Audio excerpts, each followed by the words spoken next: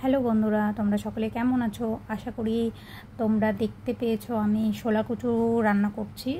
তো শোলা কচু আমি কিভাবে রান্নার জন্য রেডি করি তোমাদের সঙ্গে শেয়ার করলাম। আর হ্যাঁ, আমি গোপাল ভাঁড় দেখতে খুব ভালোবাসি। রান্নাঘরে গোপাল ভাঁড়, খাওয়ার টাইমে গোপাল ভাঁড় আমার সব সময় থাকে। তো তোমাদের সঙ্গে এটা শেয়ার করলাম আমি কিভাবে শোলা কচু রান্নার জন্য রেডি করি।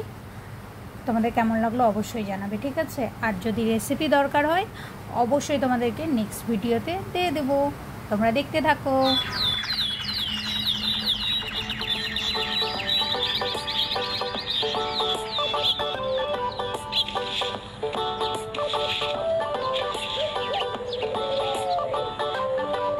বলি, আমি কি বাজারের থলেটা ধরে এইভাবে দাঁড়িয়ে থাকবো? ওই দাও দেখি কি এনেছো।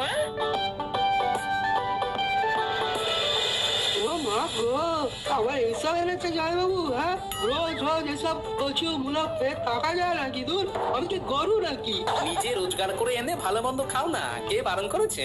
এই কথাটা তুমি বলতে পারলে বাবা জীবন? আহারে, আমার কোলের ভাইকে ভালো পেয়ে কি নাকি বলে যাচ্ছে। এমন কিছু আর বললাম কই গিন্নি, এতেই যেন মনে হচ্ছে ফসকা পড়ে যাচ্ছে। তবে তুমিও শুনে রাখো বাবা গোপাল, আমার ছেলে এই সব কথা হজম করে নেবে না। ও ঠিক রোজগার করে দেখাবে, তোমাকে সুদে আসলে ফেরত দেবে। হ্যাঁ, না না না না, দিন দিন যেন চিন্তা আরো বেড়ে যাচ্ছে। রাজ্যের আয়ু হু হু করে কমে যাচ্ছে। চিন্তা করবেন না মহারাজ, সামনেই চাষের ভরা মরশুম, গ্রামবাসীদের হাতে পয়সা আসবে আর তাতেই রাজকোষ ভরে যাবে। শুধু রাজকোষ নয়, সঙ্গে মন্ত্রী মশাইয়ের ট্যাঁকও ভরবে। দেখেছেন মহারাজ, গোপাল কিভাবে আমাকে ছোট করছে। সত্যি তো গোপাল, প্রমাণ ছাড়া কারু সম্বন্ধে মিথ্যে অপবাদ দিলে তার জন্য কিন্তু শাস্তি পেতে হবে। আপনি যদি ওখান থেকে খানিক নাই গলাবেন, তবে আপনারা তো গায়ে লাগছে কেন মন্ত্রী মশাই? ওখান থেকে যে আপনার উপরি রোজগার হয় সেটা বলে দিলেই হয়। মহারাজ মহারাজ, এবার কিন্তু গোপালের নামে আমি মানহানির নালিশ করব। রোজগারের ধান্দা গোপালও তো করছে। তলে তলে তাহলে তুমি জলে নেমেছো গোপাল? খোলা জলে মাছ ধরবে মনে হয়। তবে না তো কি, হ্যাঁ, কুটির বাবার সঙ্গে ভাগে চাষ করবে বলে জমি হাতিয়ে রেখেছে।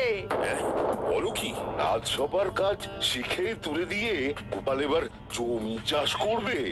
আগে মহারাজ, এই জমি আমার কষ্টের সঞ্চয়ের ফল।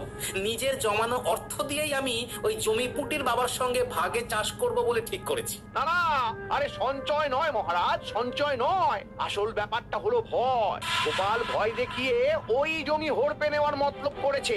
না না গোপাল, আমি তোমাকে সতর্ক করছি, কোন রকম অন্যায় কিন্তু আমি বরদাস্ত করব না। শুধু কথা তো নয়, আমাকে যে শাশুড়ি আর শ্যালকের কাজও খেয়াল করতে হবে। কে জানে ওদিকে কি হচ্ছে।